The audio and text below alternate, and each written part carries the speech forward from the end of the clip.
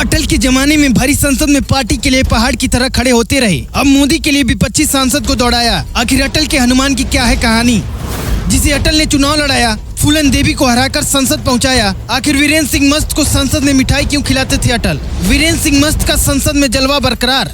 पहले अटल बिहारी वाजपेयी, अब नरेंद्र मोदी के लिए हनुमान की भूमिका में दिखे बलिया के सांसद।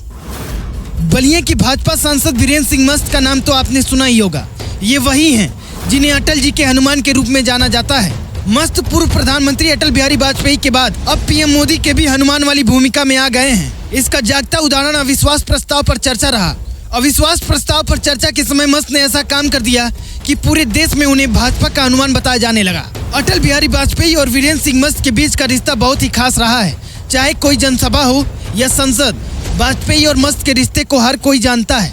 अटल और वीरेंद्र सिंह मस्त से जुड़ी कई कहानियां भी बहुत प्रचलित हैं, लेकिन बलिया के सांसद और अटल जी की ये कहानियां शायद ही आपको पता हो। वीरेंद्र सिंह मस्त का हर लोकसभा क्षेत्र में कई मशहूर वाकया रहे हैं। एक समय अटल जी के लिए कांसीराम से लड़ गए थे। पूर्व प्रधानमंत्री चंद्रशेखर के डांट से कांसीराम बचे थे। राम जेठमलानी ने चंद्रशेखर से बेतुका सवाल कर चंद्रशेखर जी को असहज कर दिया। फिर क्या हुआ? पूरे सदन ने जेठमलानी की भी हालत देखी। सदन के पुराने लोग अक्सर शांत रहने वाले मस्त को पहलवान वाले रूप में देखते हैं। हालांकि ये बात पुराने लोगों ने देखा ही है, जो दोबारा अधीर रंजन के साथ हुआ। मस्त अपने मजेदार भाषणों के लिए जाने जाते हैं। वह हमेशा से अपने मजाकिया अंदाज के लिए जाने जाते हैं, और पक्ष क्या विपक्ष क्या, सबको उनकी बातें पसंद आती हैं। वीरेंद्र सिंह मस्त ने अपने एक लेख में अटल और अपने बारे में कई सारी बातें बताई हैं। मस्त अटल को बहुत मानते थे। जब भी अटल का जिक्र होता है, उनके दुख को लोगों ने महसूस किया है। अटल भी मस्त को उतना ही मानते थे, और इसका ही नतीजा है कि अटल जी के अंतिम समय तक मस्त को उनके साथ देखा गया। वीरेंद्र सिंह मस्त को अटल बिहारी वाजपेयी ने ही मिर्जापुर की सीट से चुनाव लड़ने के लिए मैदान में उतारा था। 1991 के इस चुनाव में मस्त का मुकाबला एक बड़े मुस्लिम नेता के खिलाफ था। वीरेंद्र सिंह मस्त को इस चुनाव में जीत का भरोसा नहीं था। साथ में उनका पहला चुनाव था, तो वो काफी उत्सुक भी थे।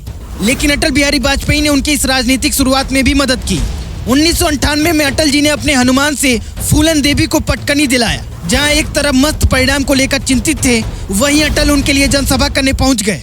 भरी सभा में अटल जी ने उन्हें हनुमान कहकर संबोधित किया, और फिर क्या था, वोटों का फासला बढ़ा और वीरेंद्र सिंह मस्त ने चुनाव जीत लिया। लोग बताते हैं कि मस्त का जुनून अटल के लिए इतना गहरा था कि वे संसद में उनके लिए कुछ भी करने को तैयार थे। उन्होंने हमेशा अपने नेताओं के साथ उनके हर फैसले का समर्थन किया और उनके हर मुद्दे पर अपनी आवाज बुलंद की है। कई बार भरी संसद में अटल जी के लिए मस्त संवेदनशील हो गए थे। यहाँ तक कि एक बार अटल जी के लिए लड़ भी गए थे।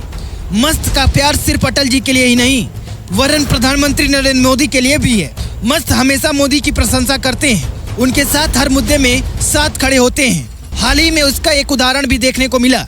अविश्वास प्रस्ताव पर चर्चा के दौरान कांग्रेस के नेता अधीर रंजन चौधरी ने प्रधानमंत्री नरेंद्र मोदी पर कई तरह के गंभीर और असहनीय आरोप लगाए और कई टिप्पणियां की।